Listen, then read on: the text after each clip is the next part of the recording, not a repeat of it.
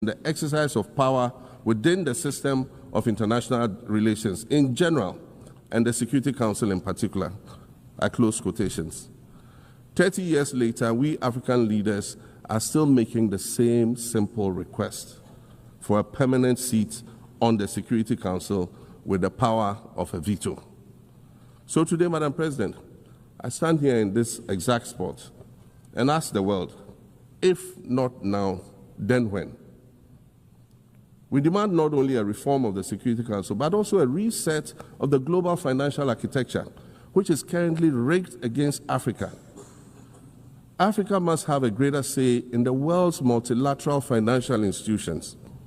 And while I'm making requests, I'd like to call for the removal of the blockade on Cuba. As Dr. Kwame Nkrumah, our nation's founder, famously said, we seek to be friends with all and enemies to none. The Cuban people shed their blood on African soil in the fight against apartheid. And indeed, Cuba has been and continues to be a faithful friend of Africa. You see, the very fact that I can stand here and ask these things and say these things, and the fact that all nations can ostensibly gather here to address critical global issues, air our grievances, and express our concerns, that is what makes the survival of this organization so important.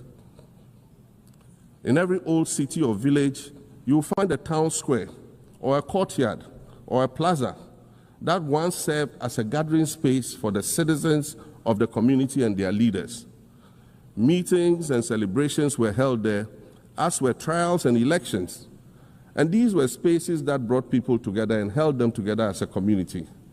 Sadly, time and technology have eroded these spaces.